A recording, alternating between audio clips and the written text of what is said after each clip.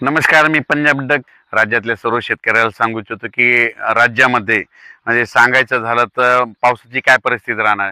तर सुरुवातीला वर्धा, नागपूर, भंडारा, गोंदिया, यवतमाळ, अमरावती, त्याच्यानंतर अकोला जिल्हा, बुलढाणा जिल्हा, वाशिम जिल्हा, त्याच्यानंतर जळगाव, नंदुरबार, धुळे, नाशिक, संभाजीनगर, त्याच्यानंतर जालना जिल्हा, बीड जिल्हा, धाराशिव जिल्हा, सोलापूर जिल्हा, सातारा, सांगली, संपूर्ण कोकणपट्टी, त्याच्यानंतर अहिल्यानगर, पुन्हा नाशिक जिल्हा.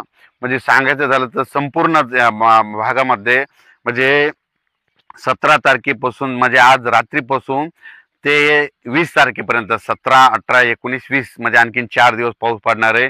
काही काही ठिकाणी मुसळधार पडणार आहे, कुठं अतिमुसळधार पडणार आहे, कुठं रिमझिम पडणार आहे. काही ठिकाणी तर कमी वेळेत जास्त पाऊस पडून पूर परिस्थिती येईल, ढगफुटीसारखा पाऊस पडणार आहे म्हणून हा अंदाज लक्षायचा. म्हणजे काही भागात जरा जास्त राहणार आहे हे लक्षायचं. त्याच्यानंतर सगळ्यात महत्त्वाचं सांगायचं झालं तर काय झालं की आता म्हणजे नंदुरबार, धुळे, जळगाव तिकडल्या भागामध्ये आतापर्यंत पाऊस पडला नव्हता, पण ह्या 2 दिवसापासून तिकडे देखील पाऊस सुरू झाला.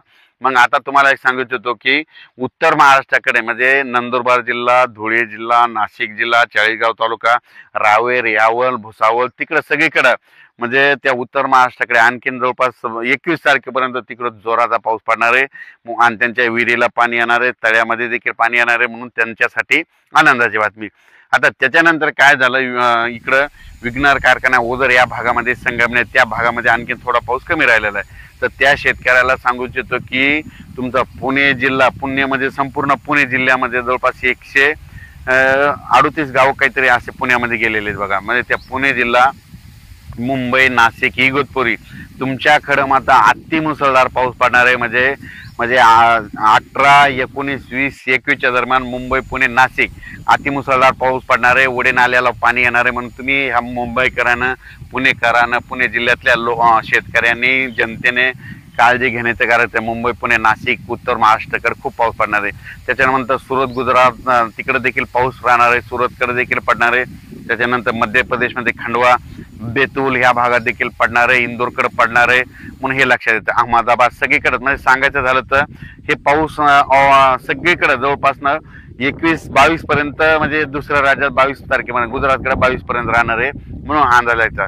फक्त महाराष्ट्रामध्ये मात्र 20 तारखेला, 21 तारखेपासून पावसाचा जोर कमी होईल. 21, 22, 23, 24, 25 ऑगस्ट पर्यंत हवामान कोरडं राहील, ऊन देखील पडणार आहे. म्हणून त्या टायमामध्ये तुम्ही शेतीची कामे करून घ्या.